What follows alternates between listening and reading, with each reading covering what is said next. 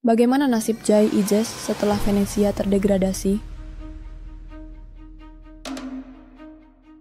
Apa yang harus diperbuat sang Kapten Garuda ketika satu-satunya perwakilan Indonesia di Serie A harus terjatuh ke Serie B?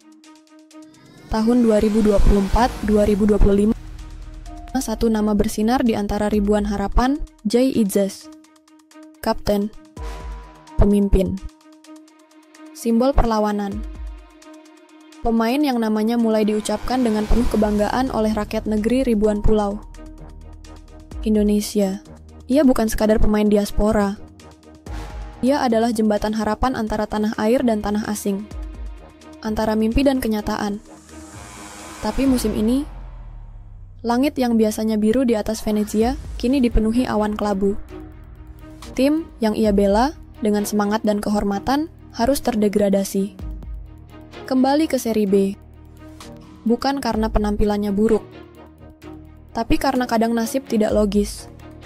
Dan kini, satu pertanyaan menggantung di langit Indonesia, apa yang harus dilakukan oleh Jay Ijes?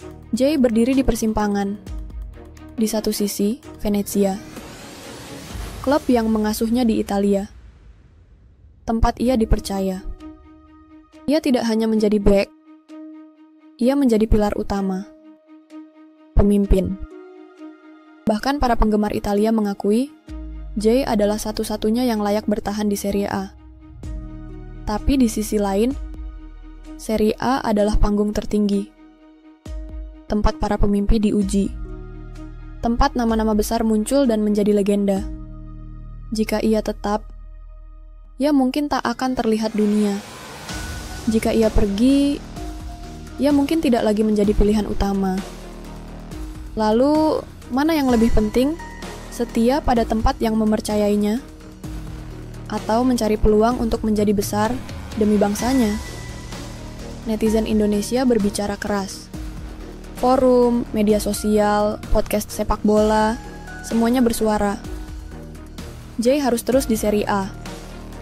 Jay jangan sampai hilang di Serie B.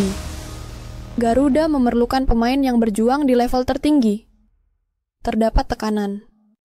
Ada harapan yang sangat besar untuk satu orang bernama Jay Ijes. Apakah adil bagi beban ini ditanggungnya? Lalu, di mana suara federasi kita? Apakah PSSI hanya menonton dari jauh? Apakah Garuda akan bergantung pada beberapa pemain diaspora tanpa sistem yang kuat? Jika Jay Ijes adalah aset, mengapa tidak ada dukungan? Mengapa tidak ada program untuk mendukung diaspora? Ketika negara lain melindungi aset mereka, Indonesia sering hanya menunggu dengan harapan yang kosong. Sudah saatnya Indonesia tidak hanya berharap, tetapi juga menjaga, melindungi, membina. Jay bukan hanya seorang pemain. Ia adalah simbol. Ia adalah jawaban atas doa bertahun-tahun untuk memiliki pemain bertahan yang modern, kuat, pintar, dan tenang. Namun, tanpa dukungan sistem, tanpa perlindungan dari federasi, simbol tersebut bisa memudar. Jika Jay gagal, apakah generasi selanjutnya masih percaya bahwa pemain Indonesia dapat bersaing di Eropa? Apakah tinggal di Venezia menjadi raja di Serie B?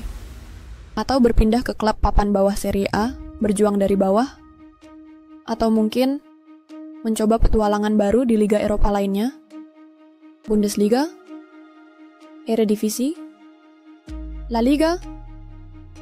Jay harus berpikir bukan hanya sebagai pemain, tetapi sebagai panutan, sebagai inspirasi. Jay Ijes mungkin sedang menghadapi kesulitan.